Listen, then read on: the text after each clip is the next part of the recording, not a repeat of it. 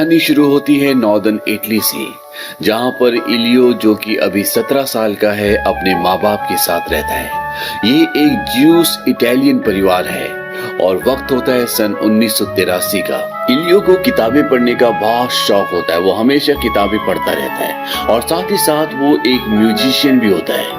अब यहाँ पर इलियो के घर पर एक 24 साल का लड़का आता है जिसका नाम ओलिवर होता है। दरअसल ओलिवर को इलियो के पिता ने बुलाया जो कि एक आर्कियोलॉजिस्ट हैं, ताकि वो उनके पेपर वर्क में उनके साथ हेल्प कर सके। ओलिवर खुश रहने वाला, जिंदगी की परवाह ना करने वाला और जिंदगी को जीने वाला एक व्यक्ति है और कहीं ना कहीं इलियो अपने आप को उससे कनेक्ट कर लेता है, क्योंकि इलियो का नेचर भी कुछ ऐसा ही है। इलियो ओलिवर को अपना रूम दे देता है, क्योंकि जब तक वो यहाँ पर इस घर में है वो इलियो के रूम में रहेगा और इलियो उसके बगल वाले रूम में शिफ्ट हो जाता है। साथ ही साथ इलियो ओलिवर को शहर को घुमाने में, उसे दिखाने में हेल्प भी करता है। ओलिवर बहुत ही जल्द इलियो के दोस्तों के साथ घुल मिल जाता है। वो उनके साथ वॉलीबॉल खेलता है, उनके साथ डांस करता है और डांस के दौरान ही ओलिवर को एक लड़की पसंद आ जाती है। वो उसके साथ बहुत क्लोज डांस करता है और इस बात से इलियो को परेशानी होती है, क्योंकि वो नहीं चाहता कि वो ऐसा करे। इसके पीछे क्या रीजन है उसे कुछ नहीं पता। यहीं पर इलियो की एक बचपन की दोस्त होती है जिसका नाम मार्सिया होता है और इलियो अब उसे पसंद यानी कि उसकी तरफ अट्रैक्ट होना शुरू हो जाता है और ये दोनों फिजिकली एक दूसरे के बहुत करीब आ जाते हैं। इलियो ओलिवर के सामने अपने और मार्सिया के फिजिकल रिलेशनशिप को बढ़ा चढ़ाकर बताता है, क्योंकि वो ओलिवर का रिएक्शन देखना चाहता है, लेकिन ओलिवर का इस पर कोई भी रिएक्शन नहीं होता। लेकिन इलियो ओलिवर की हर एक बात से इम्प्रेस्ड होता है, जिस तरह से वो बात करता है, जिस तरह से वो जिंदगी जीता है, जिस तरह से चलता है, हर एक बात इलियो को ओलिवर की अच्छी लगती है और वो उसकी तरफ अट्रैक्ट होना शुरू हो जाता है। ये बात ओलिवर को पता नहीं होती, लेकिन एक दिन जब ये दोनों पोस्ट ऑफिस जाते हैं तो वहां पर इलियो अपनी फीलिंग्स ओलिवर को इनडायरेक्टली समझाता है। ओलिवर समझ जाता है और वो कहता है कि हमें इस बारे में आगे बात नहीं करनी चाहिए। इसके बाद इलियो ओलिवर को एक जगह ले जाता है जो उसकी फेवरेट जगह है। इलियो ओलिवर को बताता है कि यहाँ पर मैंने कितनी किताबें पढ़ी है मैं बता नहीं सकता, और ये दोनों वहीं पर घास में लेट जाते हैं। अब ओलिवर भी कहीं ना कहीं इलियो की तरफ अट्रैक्टेड होता है और वो उसके होठों पे हाथ लगाता है और इसके बाद ये दोनों एक दूसरे को किस करते हैं। लेकिन ओलिवर समझ जाता है, वो कहता है कि हमें ऐसी कोई भी चीज नहीं करनी चाहिए जिससे हमारी बेइज्जती हो, जिससे हम शर्मिंदा हों। इसके बाद ये दोनों घर लौट आते हैं और जब ये खाने की टेबल पर सब खाना खा रहे होते हैं तभी ओलियो की नाक से खून निकलना शुरू हो जाता है, जो कि एक आम बात है क्योंकि कई बार पहले भी इसकी नाक से खून निकल चुका है, इसीलिए उसके मॉम डैड इससे ज्यादा बॉदर नहीं होते। लेकिन ओलिवर को उसकी फिक्र होती है, वो उसके पास जाता है, उसके पैरों को सहलाता है, उसके पैरों पर किस भी करता है, क्योंकि कहीं ना कहीं ओलिवर भी अब इलियो की तरफ अट्रैक्ट हो चुका है, वो उसे पसंद करता है। और ये बात इलियो की मॉम को भी पता चल जाती है। वो अपने बेटे से बोलते हैं कि मुझे लगता है कि तुम ओलिवर को पसंद करते हो। इलियो कहता है कि ओलिवर को सभी पसंद करते हैं। इलियो की मॉम कहती है कि ओलिवर तुम्हें बहुत पसंद करता है और वो देखती है कि उसके गले में ओलिवर का लॉकेट भी होता है जो हमेशा ओलिवर अपने गले में पहनता था। यानी कि अब ये दोनों एक दूसरे के काफी करीब आ चुके हैं। और उसी रात को इलियो जानबूझकर अपने रूम का दरवाजा खोलकर सोने का बहाना करता है ताकि जब ओलिवर उसे देखे तो वो उसके रूम में आ जाए। लेकिन ओलिवर उसके रूम में नहीं आता, वो अपने रूम में चला जाता है। लेकिन कुछ दिनों बाद एक रात को जब ये दोनों एक साथ होते हैं तब ओलिवर इलियो से पूछता है कि क्या मैं तुम्हें किस कर सकता हूँ। इलियो बोलता है कि यस प्लीज, और इसके बाद ये दोनों एक दूसरे को किस करते हैं। इनके बीच में फिजिकल रिलेशनशिप डेवलप हो जाता है और ओलिवर इलियो को बोलता है call me by your name and I will call you by mine. Call me by your name and I'll call you by mine. यानी कि तुम मुझे मेरे नाम से पुकारो और मैं तुम्हें अपने नाम से पुकारूंगा।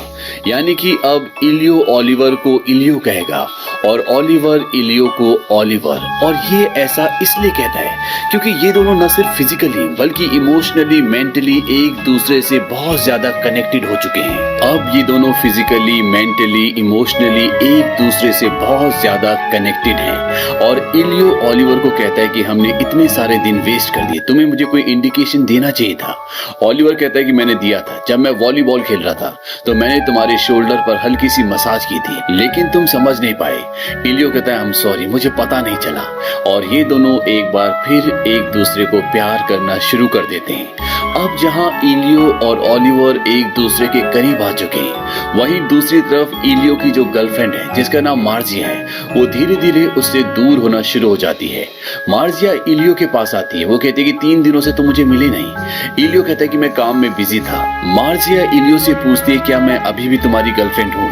इलियो इस बात का कोई भी जवाब नहीं देता और वो वहां से उदास होकर चली जाती है।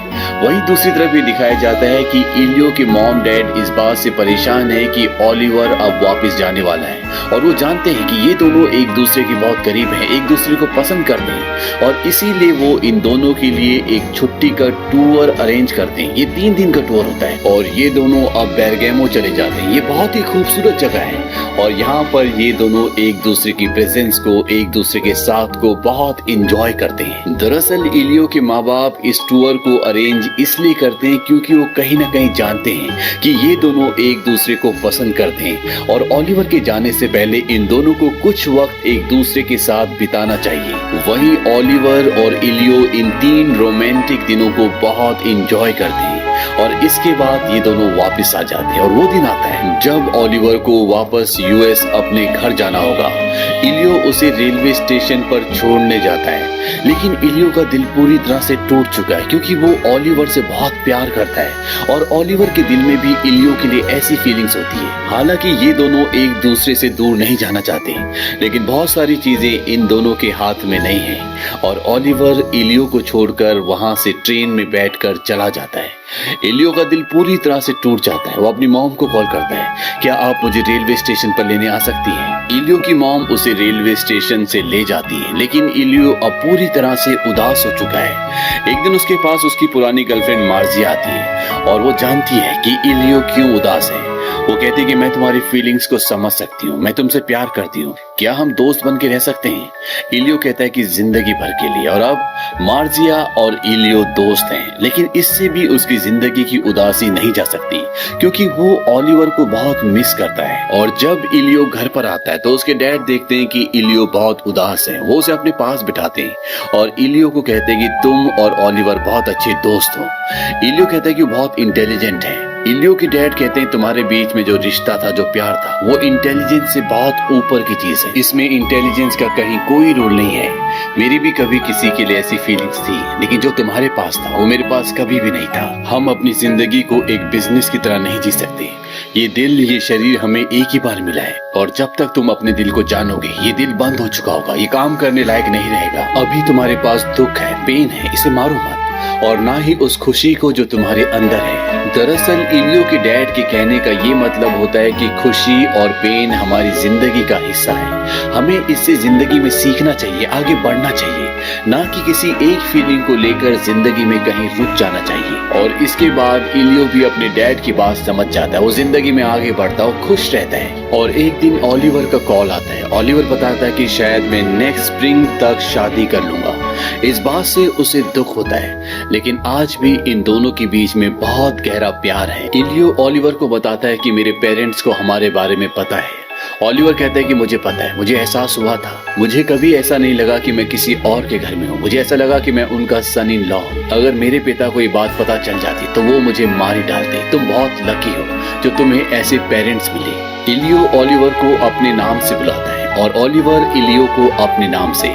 इसके बाद ये फोन रख देते हैं और इलियो आग के पास जाकर बैठ जाता है। उसकी आंखों में आंसू है, कहीं ना कहीं वो दुखी है, लेकिन इस रिश्ते ने उसे बहुत मैच्योर भी कर दिया है। कुछ ही पलों बाद उसकी आंखों में एक संतुष्टि होती है क्योंकि वो जानता है कि जिंदगी की सच्चाई है और जो पल, जो वक्त उसने ओलिवर के साथ गुजारा था वही जिंदगी थी। इस मूवी का, इस कहानी का जो सबसे बड़ा मैसेज है वो ये है कि हमें कभी भी किसी की भी फीलिंग्स का मजाक नहीं उड़ाना चाहिए। हालांकि इलियो और ओलिवर के बीच में शारीरिक संबंध थे, लेकिन फिर भी इलियो के माँ बाप ने उसे सपोर्ट किया क्योंकि वो जानते हैं कि जो फीलिंग्स होती है वो दिमाग से नहीं बल्कि दिल से आती है और इसे इंसान चाहकर भी कंट्रोल नहीं कर सकता। अगर कोई लड़का लड़के के लिए फील करता है या कोई लड़की लड़की के लिए फील करता है तो इसमें उनकी गलती नहीं है, बल्कि वो इसी फीलिंग्स के साथ पैदा हुए हैं।